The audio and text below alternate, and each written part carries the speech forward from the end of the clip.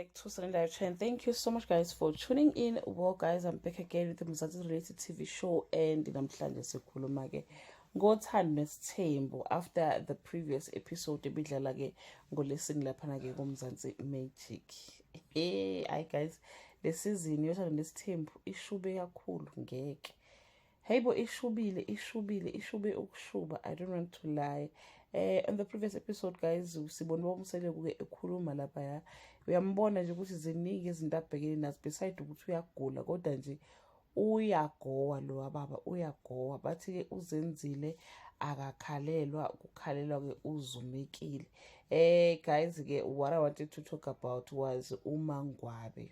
Finally uMangwabe, guys, uthi cha bandla kade washo wathi yena makufika number 5 ke uyahamba. So ke the time has come uyahamba, and uba umsele kudala ke bahamba sosala sincenga wekusho lokho esaphila guys sase right, but manje uyakekho right, but ngiyathemba ukuthi use right manje ngoba phela abayishuthanga manje leya season. But nje lesikhathi lesibeshutha wayengekho right ngampela, futhi ubona ukuthi ubone ngazi ukuthi angahamba ke noma inini ngendlela ke abegula ngayo noma abenza ngakhona.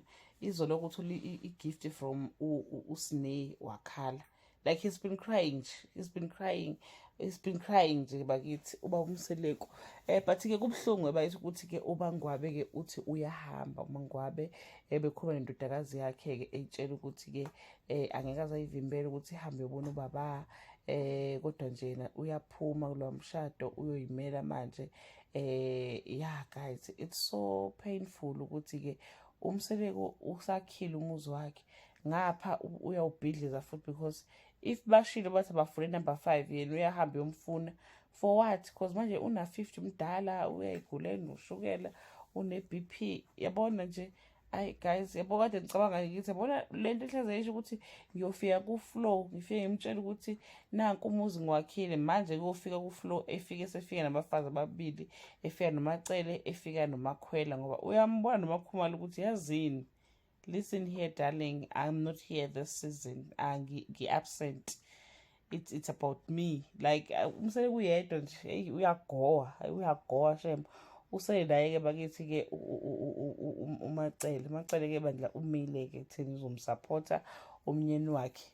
Kodwa nje laba abanye abafazi hayi, ngizwile vele ukuthi ke uMangwabe uhambile vele kwangempela.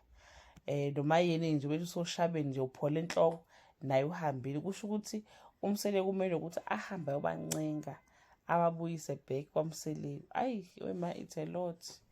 Hayi kuningi inkosi yami, kuningi uthi uyaphemba khona nje into ezocisha umlilo wakhe lwathi uyawuphemba laphayana.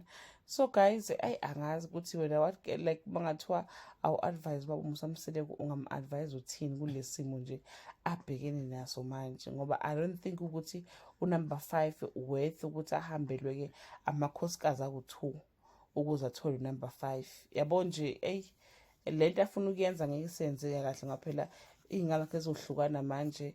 Yabona nje it's bad, it's really bad. Awuflow bompresentela abantu ababili shame ngalelo ngabempresentela. But anyway guys, that brings us to the end of this video. We're looking forward for next episode ebukaka ke ishisa ngampela ke la xabana khona ke uMayeni kanye ke noMacele. That brings us to the end of